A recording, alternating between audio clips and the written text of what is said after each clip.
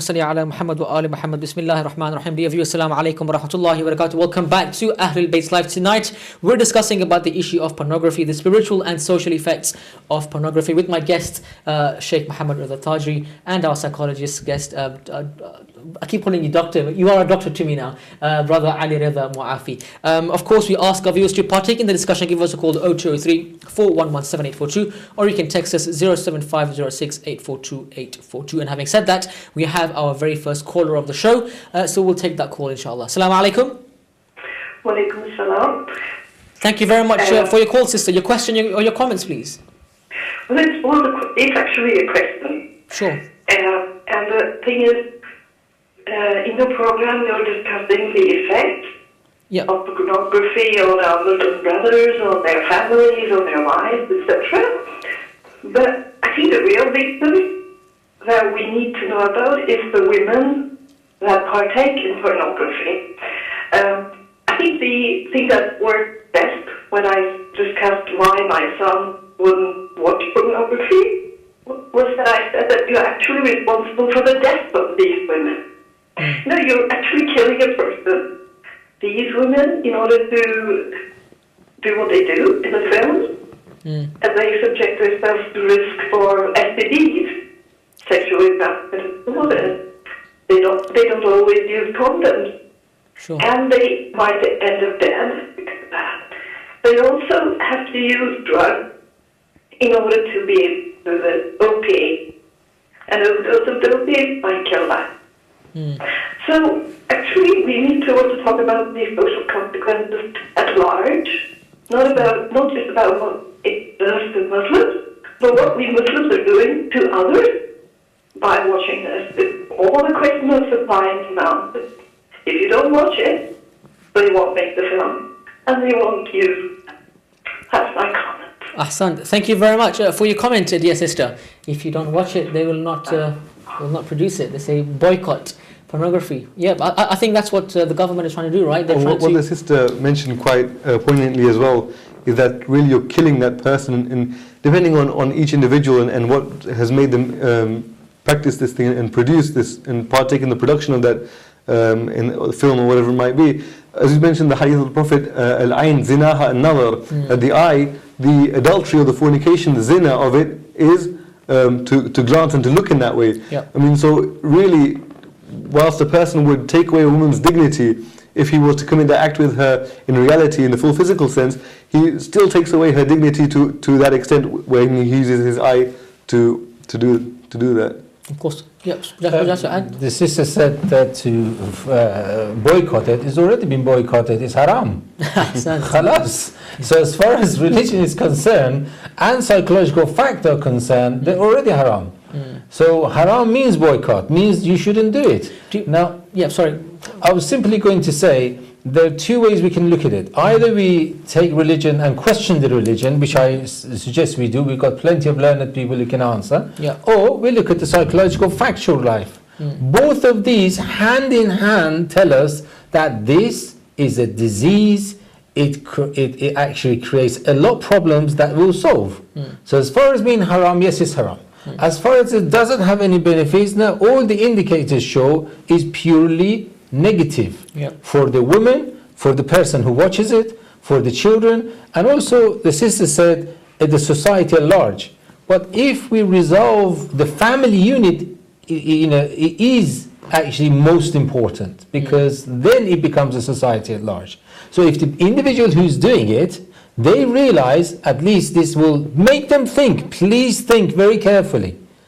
Other than being haram, psychologically, wallah, take it from me as your brother, that it is completely damaging, short term, long term, to your physical being. And also, the other aspect I would quickly like to say, if we want to get this resolved, if we want to invite a guest, we clean the house. As Muslims, we want to get closer to Allah subhanahu wa ta'ala. How can we expect the rahmat and barakat of Allah reign upon a nervous system which is full of corruption? Yes, you're producing one desire, but you're killing many more.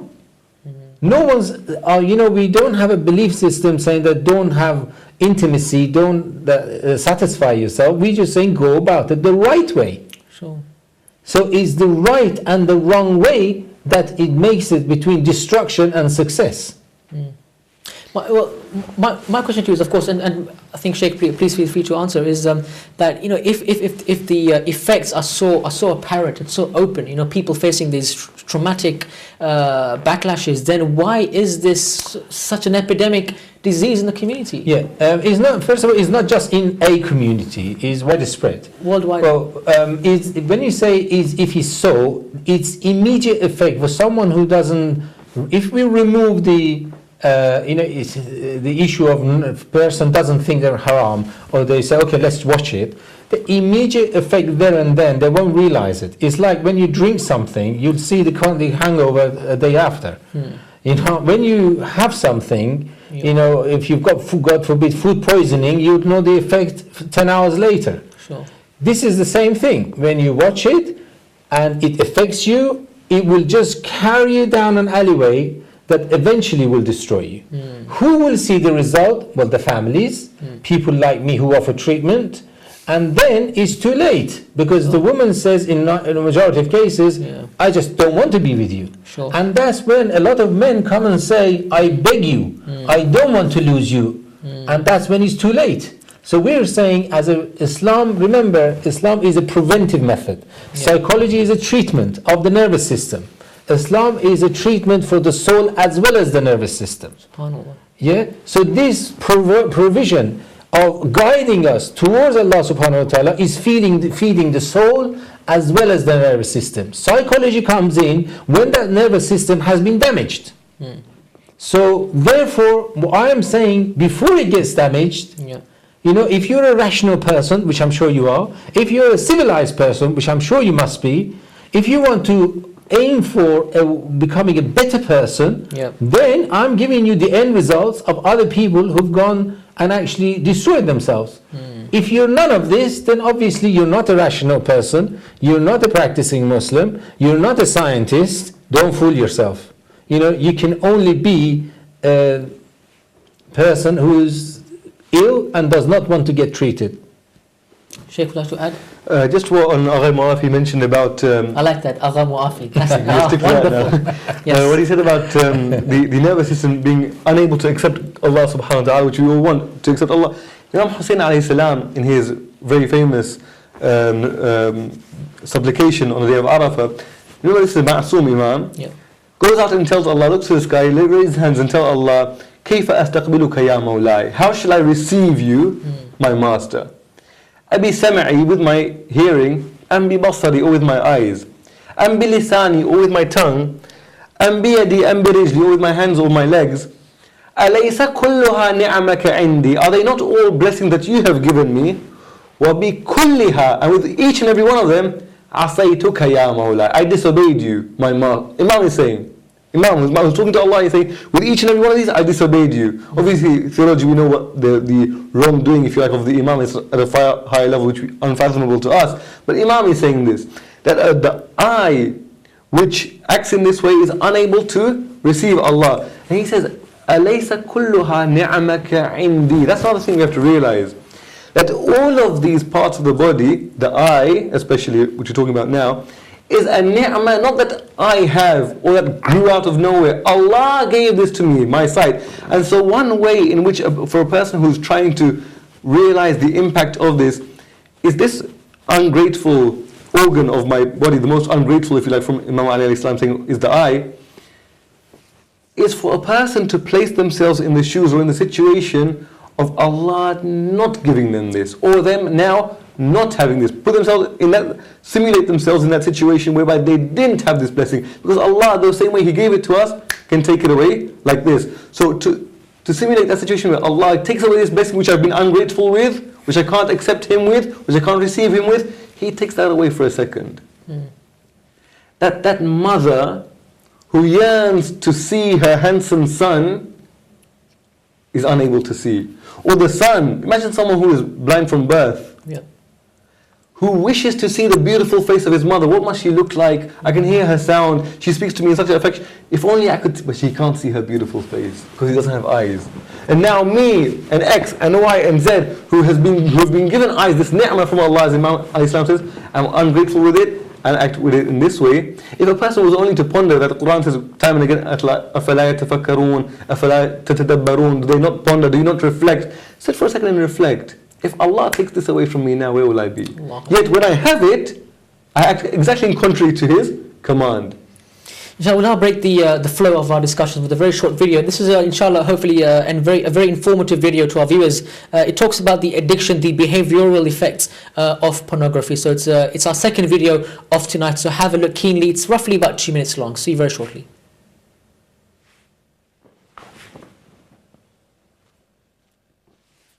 Is the video being played? You know what part of the brain addiction hurts? They call it the frontal lobes.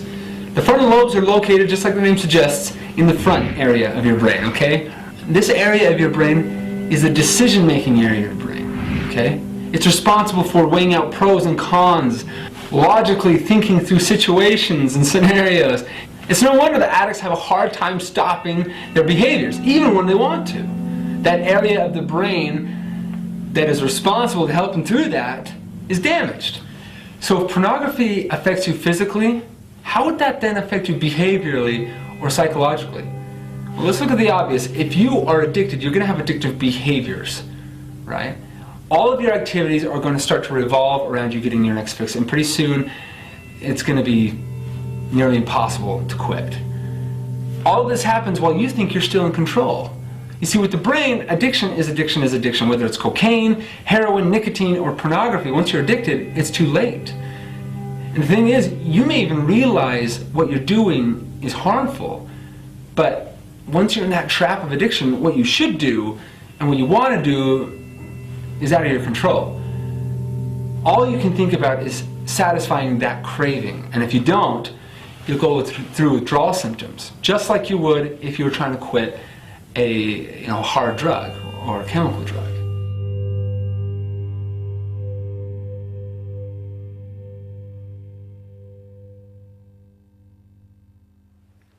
Welcome back to Ahlulbayt Live. Hopefully that was a very informative video to you all regarding the addiction pornography has on our brains and on our nervous system, as Agha Muafi mentioned earlier. Okay, just heading back to some of the comments we see from our viewers. Of course, many comments regarding this topic, but the main one is from our dear sisters, from wives and mothers who see their husbands falling into this trap of watching pornography. And this comment says, if only men understood how painful it is for wives to watch their partners, their spouses ogle desirable, attractive women. It is not healthy for anyone. So, dear respected guest Agha Muafi, what suggestions can we give, what advice can we give to our dear mothers, dear sisters, wives who are facing this problem of seeing their husband Google or watch these type of images? The first thing I would say, I would plead to these brothers to review their relationship with their wife and their relationship with themselves. What these videos or sites will provide you with is sheer excitation of the brain that in due course will have negative effects. But there are many things that it will not give you, and that is an affectionate relationship. Affection can only come from love, and love can only come from with a person that Allah subhanahu wa ta'ala has put there in order for us to feel at peace with, and that's our wife. Yep. The other aspect is the stress plays a very important role in this, because many times today's life we encounter certain issues, whether it's financial, children, work, that it produces a stress. Rather than looking for strategies to deal with the stress, in other words, turning it into a problem, finding a solution for it, we become very frustrated and agitated, and the first thing we do, we argue with the wife. And vice versa, women do have a major role to play to producing peace in the house as well. Okay, I'm not saying women will be responsible to make their husband to go and watch porn sites. Don't get, I hope that's clear. But women do also have a very fundamental role to producing peace inside the house. And vice versa, we also need to train ourselves to be stress busters. In other words, have very good, develop over time with life experience, with reading, with talking to other people, how to deal with life's issues. So when we reduce the stress, have actually certain time to having a good chat with our wife and having developing a friendship, that is a basis of a good physical relationship. A lot of time we don't have this basis of a friendship with our wife, and when that becomes disruptive, therefore the physical relationship also becomes disrupted. So I would plead to these brothers, please, at least for few weeks, 2-3 weeks, listen to me. If not, come back, say it wasn't right what you said.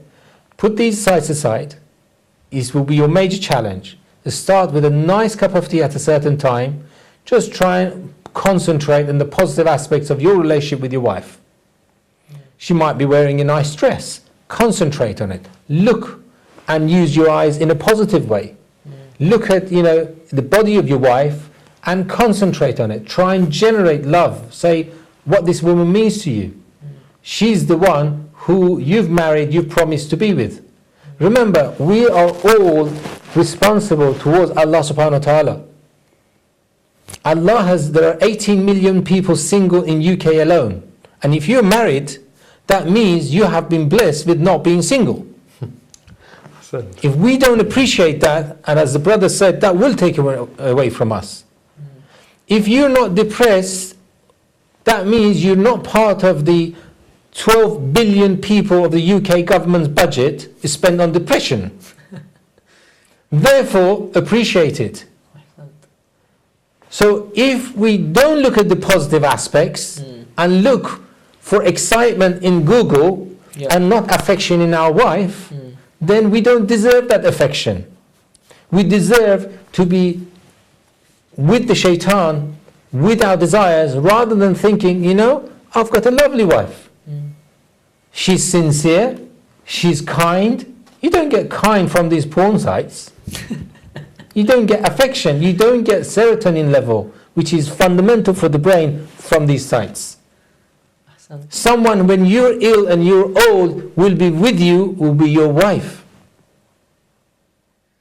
And if we don't appreciate it, make no doubt about it. I have many, many men who, to begin with, they've been extremely arrogant. And the wives have actually pleaded to them, please, let's not do this. Please, let's make it work. Please. Eventually, they say, okay, you want a divorce? Let's divorce. And the men get down onto their knees. I'm sorry. It's too late. Please, I am pleading to you as your brother, don't go down this route. It will completely destroy you, your family, your children, and more important than all of this, will remove the barakah and rahmah of Allah subhanahu wa ta'ala from you and your families. Ahsan. Fantastic words of advice. Subhanallah. I think, we need two parters of this particular show. Okay, let's head. There's a question which I said earlier was for yourself, dear Sheikh, which says, if we don't give any feasible solutions to tackle this issue of pornography, aren't we just pushing people towards alternatives like mut'ah? Well, a couple of things here. First of all, as far as our fiqh and our jurisprudence and our creed is concerned, mut'ah or temporary marriage, if you like, is something which is legitimate. So let's not try and stigmatize it and put it as if it's something illegal. Secondly, even for Muslims outside of our school of jurisprudence, they might not call it temporary marriage, but if marriage with the intention to terminate that marriage after a limited period of time is legitimate and allowable, even in, for example, the Sunni school of thought, it's not mut'ah or temporary marriage, it's a marriage where a person within himself or herself has the intention to terminate that marriage after a few hours or a couple of days. That also is lawful in Sunni school of thought, and mut'ah is, so let's not stigmatize this practice if it's something haram. Fine, in our social life today in the UK in 2014, not all the time it might not be practicable, that's one thing. So first of all, it's not haram, it's halal, but it might not be practicable all the time. Sure. Secondly, as far as not providing alternatives, I think we've heard quite substantially already that how Agha Muafi in his practice provides the alternatives and how he's treated countless people over nearly 2 decades on how to provide themselves with alternatives to excite that brain in a positive fashion. So it's not as if we don't have alternatives. In fact, or they haven't given. One viewer says Islamically, namaz is a solution, salah is a solution. That's not incorrect. Why? Because we know Allah subhanahu wa ta'ala says in the Quran, Inna salata tanha anil fahsha'i wal munkar. So there's 2 aspects to this. That the prayer hinders or hampers a person from indecency and evil, fahsha and munkar. Fine. So we know that he's right, quite right, that the salat is a tool for that. But for the person who prays 5 times a day, 17 minutes of prayer, and still after each prayer indulges in whatever activity, this indecent activity, if Allah says in the Quran that the prayer does keep one away from indecency and evil, and after this practice of this action, I go back to indecency, have I prayed? Allah says the prayer will do this. And after praying, I still go and do something indecent. That means if I was prone to do 994 acts of evil, for example, because inna salata tanha anil fahsha'i wal munkar, after that I should be about on 900, or that number should have decreased. If I'm as prompted to go towards these kind of indecent fahsha and munkar practices that I was before the prayer, whereby Allah says that wouldn't be the case if you pray, then have I prayed at all? What worse is my prayer then? I mean, I haven't prayed. I might have stood up and bowed and gone in prostration, but I haven't prayed, because had I prayed, I wouldn't be prompted towards the same actions as Allah promises in the Quran. Awesome. Let's just read out some of the comments from our viewers who says, or who say rather, problems like this comes out when people start to forget the fear for Allah and lose themselves in the pleasure of the vain life, or the life which is full of vain. May Allah guide us all on the right path, inshallah. This is interesting. Can I just say on this one? Yeah, sure. I'd rather say, rather than fear of Allah, most important is the love of Allah. Ahsant. If we replace the love of Allah subhanahu wa ta'ala and sincerely begin to feel, as Imam Khomeini said, the whole universe is the presence of Allah subhanahu wa ta'ala, and if we feel the presence of Allah, we will never commit, never mind a sin, but anything less than a sin. We will not commit it. The fact that we don't realize who are we in the presence of, we commit it. The fact that we don't realize that there are solutions. Sure. Okay, if you have a desire that is not being satisfied, there are solutions, legitimate solutions. Remember, we are from a school of thought that is based on knowledge. We don't believe some stuff which is some superstitious beliefs. Sure. Rigorously, by people, Imam Ali alayhi salam, and by the school of thought, by Islamic, our view of Islam is based on facts and knowledge. The fact that we believe in science, we believe in progression. Therefore, there are solutions. Sure. This is an interesting comment. It says here, if only we had a Shia internet, a Shia only version of the internet.